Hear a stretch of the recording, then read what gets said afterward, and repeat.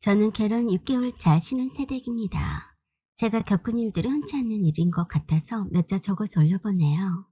이런 경우에 여러분들은 어떻게 하실지 좋은 말씀 부탁드려봅니다. 제 남편은 저보다 6살 연하이고 아직 20대인데 저는 31살입니다. 제가 조금은 동안이라서 남편과 함께 있어도 제가 더 나이 들어 보이지는 않아요. 저를 만날 때 남편은 처음부터 제가 연상의 누나라는 것을 알고 있었어요. 저도 한참 아래 동생이란 것도 알고 있었고요. 그런데 참 인연이란 게 묘하더라고요. 이렇게 부부 사이가 될 줄은 꿈도 꾸지 않았었고 상상도 못했었는데 운명이었는지 사귄 지 1년 만에 결혼을 하게 되었습니다. 사실 교회에서 누나 동생 사이로 만났어요. 더 정확히 말하자면 성경 공부반의 선생님과 제자 사이로 만났습니다. 양쪽 부모님들도 서로 잘 아는 사이였고 자주 왕래도 하는 사이였어요. 그래서 남편도 이쁜 누나 집에 핑계 삼아서 놀러도 자주 오고 교회에서도 자주 마주치다 보니 그렇게 정이 들어버렸고 결혼까지 하게 되는 연인 사이로까지 발전했습니다. 시부모님이 참 좋으신 분들이세요. 시어머니는 전문대학의 교수이시고 시아버님은 자동차 부품 하청 제조 공장을 운영하고 계시는데 오랫동안 봐왔던 분들이라서 저희 부모님도 결혼을 흔쾌히 승낙하셨었죠. 시부모님도 제가 연상이어도 좋아하셨어요. 저처럼 능력 있고 똑 부러지는 아가씨는 없다고 하실 만큼 저를 좋아하셨습니다.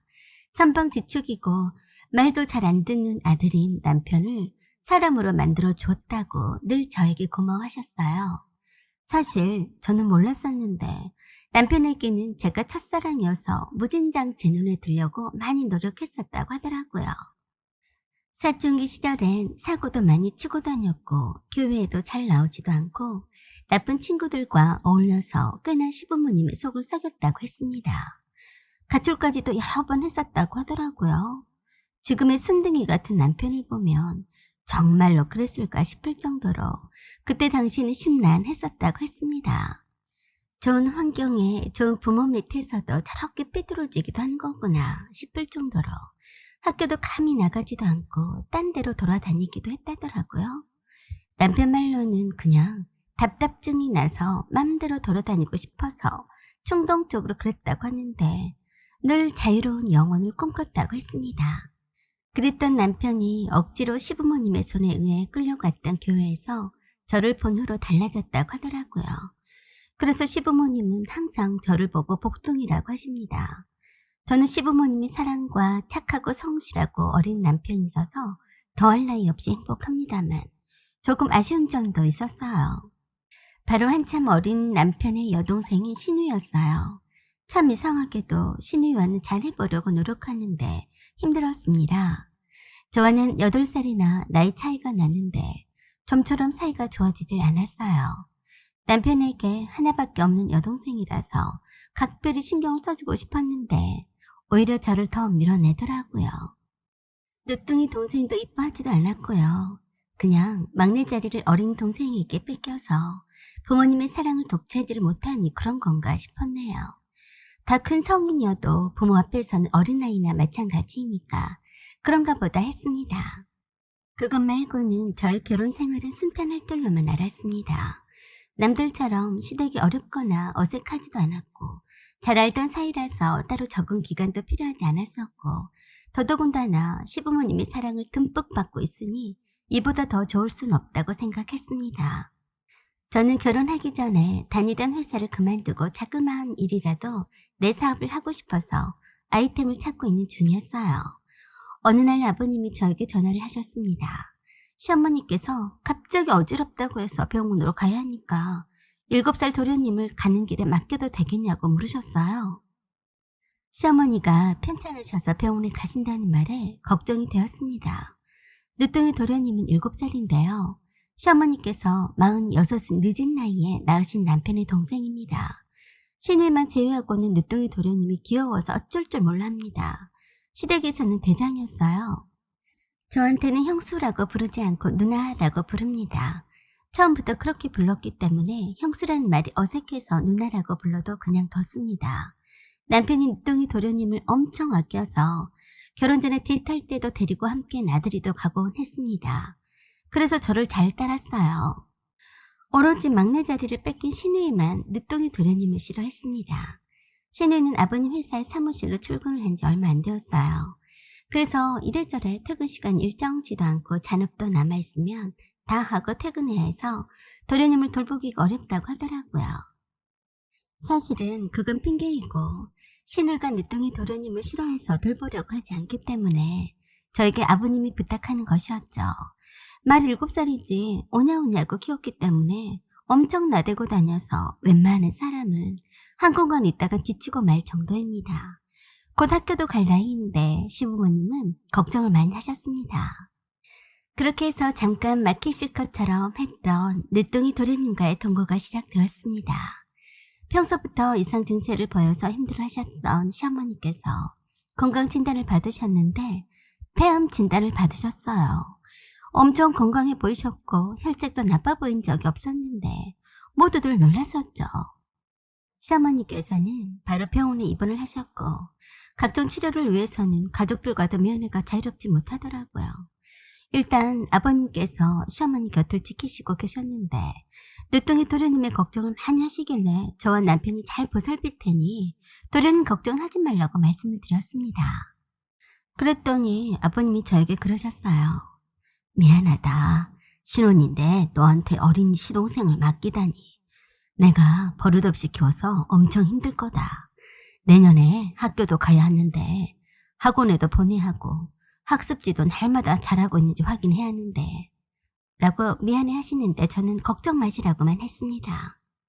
이런 비상 상황에서는 당연히 늦둥이 도련님을 제가 잘 보살펴 줘야 한다고 생각을 했고 그저 시어머니께서 조금이라도 나아졌으면 좋겠다는 생각뿐이었습니다. 늦둥이 도련님은 학습지도 한글과 영어를 2가지는 하고 있어서 방문교사를 저희 신혼집으로 오시도록 했고 신혼집의 방 한 칸을 도련님 방으로 정했습니다. 그러다가 오시며 책이며 장난감이며 쓰던 컴퓨터며 하나씩 옮기다 보니 저희 신혼집의 방 2칸에 다 차더라고요. 급기야는 멋들어지게 폼나게 깔아놓았던 거실에는 카페트도 쳐버리고 청소하기 쉽도록 소파도 배치했어요. 왜냐하면 학원을 다녀온 후에 한바탕 난리를 치고 거실을 뛰어다니는 바람에 내 신혼집이 초토화가 되곤 했거든요. 유치원에 갔다가 농구 교실에 또 가야 하는데 모두 다 데려다주고 픽업해오고 해야 했습니다. 알림장을 꼭 보고 준비물도 미리미리 챙겨줘야 하는 일도 보통 일이 아니더라고요. 아버님께 도련님은 잘 챙길 테니까 걱정 말라고 했는데 못했다는 소리는 듣고 싶지 않았습니다. 늦둥이라서 애지중지하시는 시부모님이 걱정을 많이 하실 텐데 도련님을 잘 케어해서 마음을 놓이고 치료만 집중할 수 있게 해드리고 싶었습니다. 그래도 7살이라서 말귀는 잘 알아듣고 크게 힘들기는 하진 않았지만 단 한 가지 밤중에 뛰고 놀 때는 정신이 하나도 없더라고요. 중간 소음 때문에 뛰지 말라고 주의를 주느라 매번 쫓아다니면서 잔소리를 해대곤 했습니다. 그래도 저에게는 도련님이니 이쁘게 알아듣게 잘 타일러가며 저녁 시간에는 뛰지 못하게 했지만 여전히 남편은 얼마나 자기 동생 이쁘기만 한지 한바탕 신나게 함께 놀아주기도 하고 게임도 함께 하더라고요.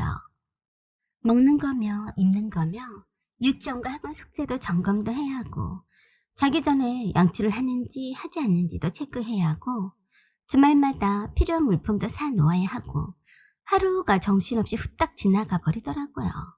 저밖에 도련님을 돌볼 사람이 없어서 저도 어쩔 수 없다고 받아들였었죠. 남편은 그러는 제게 참 고마움을 표시하기도 했고 일찍 퇴근하고 돌아와서 도련님을 잘 챙기려고 했어요. 자기 전에 씻기고 방 정리하는 법도 잘 가르치고 다정하게 게임이나 축구와 그리고 농구에 관해서 한도 끝도 없이 얘기 산매경에 빠져서 즐겁게 지냈습니다. 제가 봐도 어린 시동생이라도 귀여운데 자기 친동생이니 얼마나 귀엽겠어요. 그리고 한편으론 짠한 마음도 있었겠죠. 한창 엄마 아빠한테 사랑을 받을 나이에 어머니가 폐암 진단을 받았으니 그래서 좀 더 잘해주고 싶었습니다. 시어머니는 표적 항암 치료를 받는다고 했는데 얼마나 힘드시겠어요. 그걸 옆에서 지켜보고 있는 아버님도 참 많이 힘드실 것 같아서 마음이 아프더라고요. 친정 부모님도 시어머니의 폐암 진단 소식에 굉장히 마음 아파하셨고 매일 작정 기도를 드린다고 했어요. 아버님이 시어머니 병실을 매일 지키고만 있을 수는 없어서 남편과 야간에는 교대를 하곤 했습니다. 아무래도 장기 치료를 해야 할 것만 같아서 아버님이 회사 일을 많이 줄였어도 회사 일도 챙겨야 했기 때문에 남편과 시누이가 번갈아 가면서 시어머니 야간 병실을 지켰습니다. 시어머니는 가끔씩 도련님을 데리고 가면 저에게 눈물을 흘리면서 고맙다고 하셨어요. 친동생처럼 잘 챙겨줘서 걱정이 없다면서 제가 복을 받을 거라고 하셨었죠. 저는 그럴수록 어린 도련님이 시어머니 병 때문에 마음을 다칠까 봐서 세심하게 더 신경을 쓰려고 노력했습니다. 사랑하는 남편의 친동생이니 저에게도 가족이나 마찬가지였으니까요.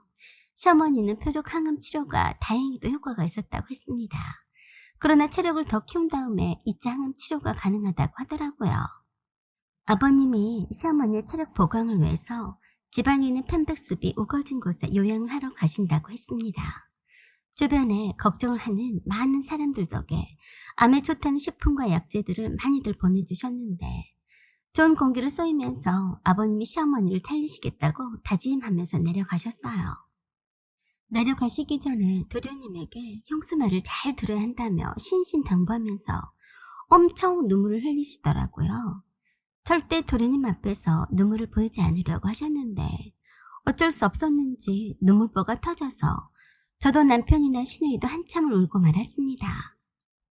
한번 요양하러 내려가서 낫기 전까지는 다시 올라올 기약이 없었기 때문이었어요. 병원에서 할 수 있는 것은 다 해봤고 지방의 병원 기록도 다 이송해 놓은 상태라서 추가적인 항암 치료도 그곳에서 가까운 병원에서 받으신다고 했거든요. 유난히도 시어머니는 저를 향해서 뭔가 말을 할까 말까 하는 그런 표정이 역력해 보였습니다. 그건 아마도 어린 도련님을 제게 맡기고 떠나게 되어서 마음이 많이 걸려서 그런 걸 거라고 생각해서 제가 시어머니께 말씀을 드렸어요. 어머니 낳으실 생각만 하세요. 여기는 저희가 다 알아서 잘할 거예요. 도련님 걱정일 낭은 절대 하지 마시고요. 보고 싶으시면 언제든지 영상통화하면 되잖아요. 저에게 고맙다고만 하시고 아버님과 함께 떠나셨어요. 아버님의 회사 일은 남편이 한 번씩 체크해서 아버님께 보고하는 형식으로 한다고 했습니다. 남편이 그 일 때문에 다니는 회사를 그만두고 시누이와 함께 아버님의 회사를 다니기로 했어요. 정말로 시어머니가 암 진단을 받은 지 2달 사이에 많은 변화가 생겼네요. 팔자에도 없는 늦둥이 도련님을 독방 육아를 하게 되었고 더불어서 내 사업을 하겠다던 그 의지와 포부는 어디로 날아가 버렸는지 모르겠고 짧은 신혼의 단꿈은 진작에 저 멀리 날아가 버렸습니다. 그래도 그렇게 불만스럽지는 않았어요. 암투병으로 힘드실 시부모님을 생각하면 그럴 새가 없었죠. 다만 어린 도련님을 케어하는 것이 보통 힘든 게 아니더라고요. 모두 다 처음 경험해본 거라서 더 그런 거겠죠. 가끔씩 친정엄마가 오셔서 반찬도 해주시고 주방일도 해주셔서 다행이었어요. 그날도 도련님을 유치원에 데려다주고 와서 친정엄마가 오셔서 도련님의 일주일치 반찬거리를 해주고 계셨어요. 저는 한숨 돌리고 커피 한 잔을 마시면서 친정엄마와 이런저런 얘기를 나눈 중이었는데 밖에 어떤 젊은 여자가 도련님의 이름을 대면서 찾아왔습니다. 여기 김정순의 집이죠? 누구신가요? 정호 씨가 주소를 안 가르쳐줘서 알아내느라 혼났네. 뜬금없이 제 남편의 이름 거들먹거리길래 깜짝 놀라서 다시 물었습니다. 제 남편을 어떻게 아세요? 이렇게 밖에다 세워두고 말할 건가요? 얘기가 긴데요. 그래서 일단 들어오라고 했어요. 그리고 따뜻한 과일차를 내어왔더니 그러더라고요. 아니요, 미안하지만 속이 타서 그러니까 냉수 한 잔 부탁해도 될까요? 네, 그러시죠.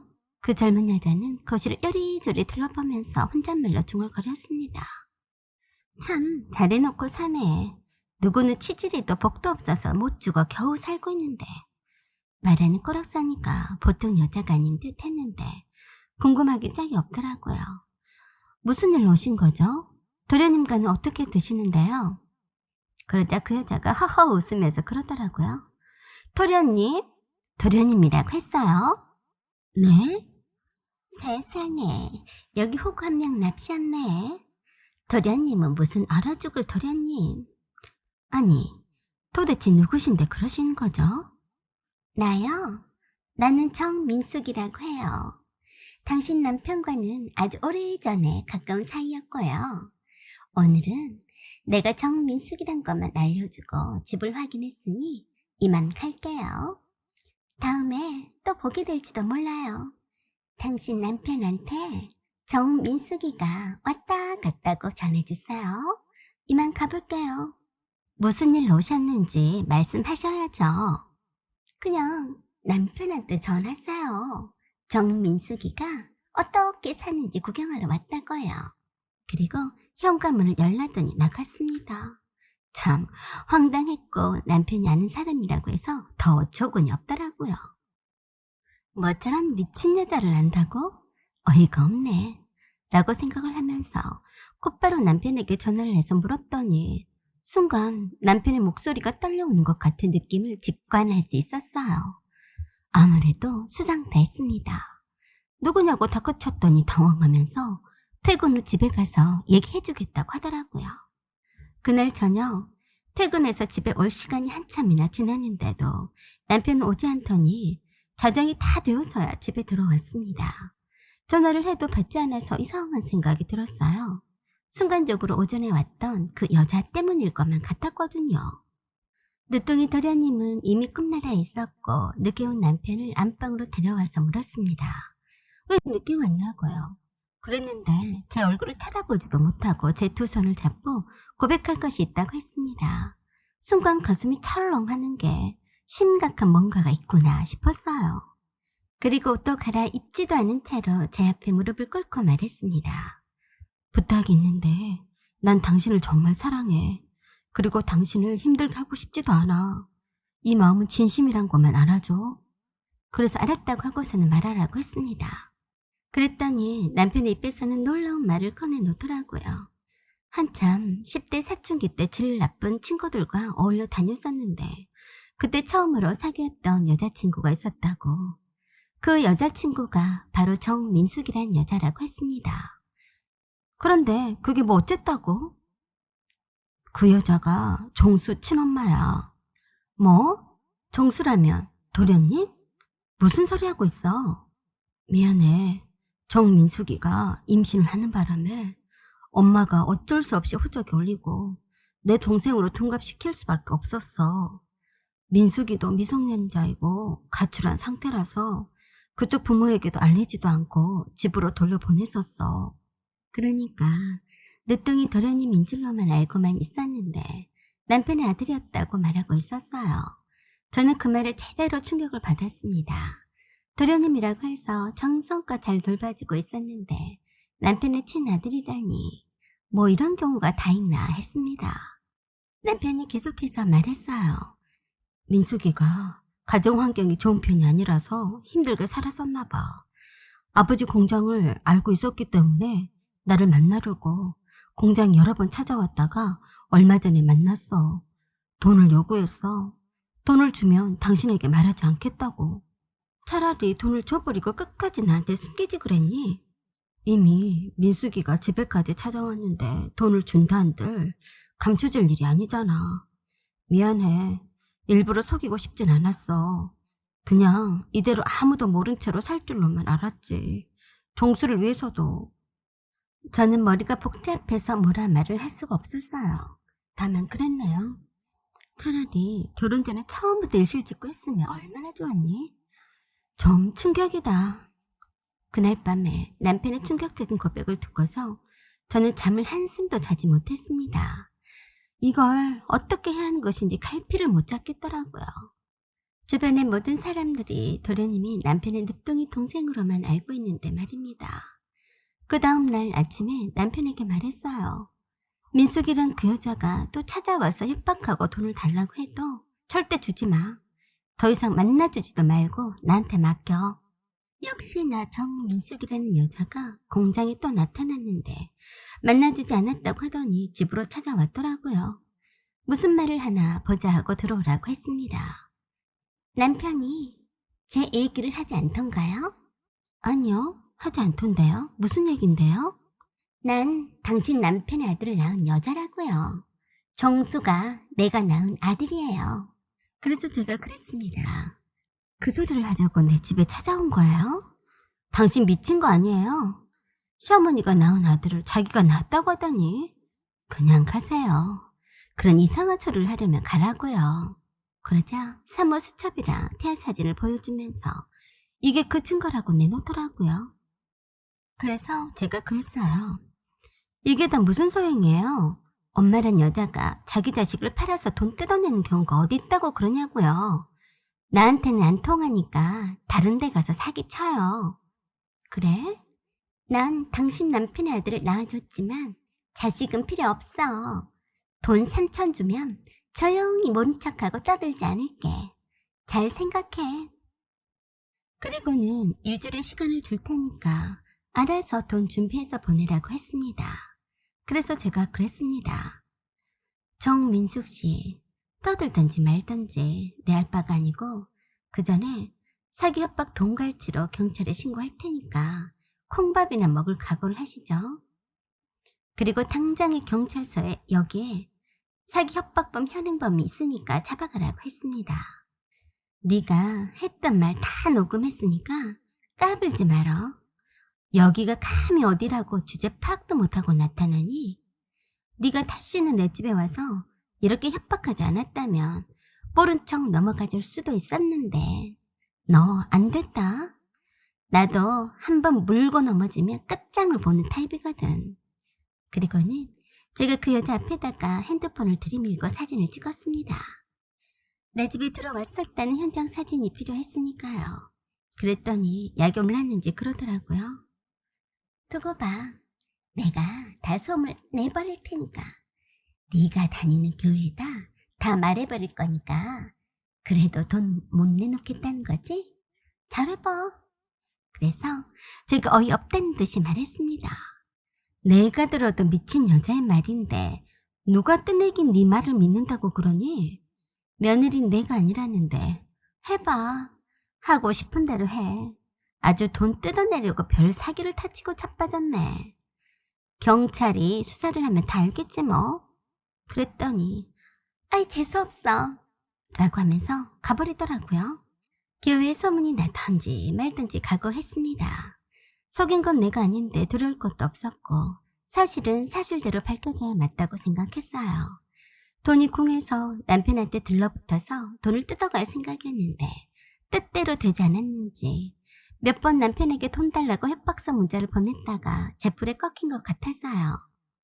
알고 봤더니 전과가 있는 여자라서 경찰이 나선다면 이룰 게 없다고 판단해서인지 더 이상 연락해오지 않았습니다. 남편도 어찌됐든 정수의 친엄마인데 경찰까지는 끌어들이고 싶지 않다고 했고요. 늦둥이 도련님 민줄로만 알았던 정수가 남편의 아들이란 것을 제가 알고 있다는 것은 아직도 시부모님이나 시누이도 아무도 모릅니다. 시누이도 그래서 그렇게 정수를 그다지 동생으로서 이뻐하지 않았나 싶었어요. 조카를 동생으로 둔갑했으니 싫었겠죠. 몰랐으면 모를까 이제 남편의 아이라는 사실이 드러났는데 이대로 모른 척 지내도 되는 건지 그냥 아무 일도 없는 것처럼 지내도 되는 건지 모르겠습니다. 약간 혼란스럽고 어찌해야 할지 모르겠어요. 정수가 남편의 자식이라고 해서 이상한 감정이 들기는 하지만 밉거나 하진 않습니다.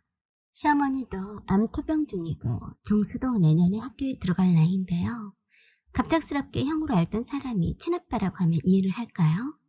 그리고 저는요? 어떻게 처신해야 할까요? 그래도 남편과는 헤어지고 싶지 않는 것이 솔직한 심정인데 어떻게 해야 할까요? 내가 첫사랑이다던 말들은 거짓이었고 과거를 속인 것도 거짓이었는데 무엇을 또 속였을지도 이젠 신뢰가 가지 않습니다. 남편에 대한 실망감도 이루 말할 수 없이 큰데 이것을 극복하고서 앞으로 잘 살아갈 수 있을까요? 그렇다고 무조건 헤어지는 건 답이 아닐 텐데요.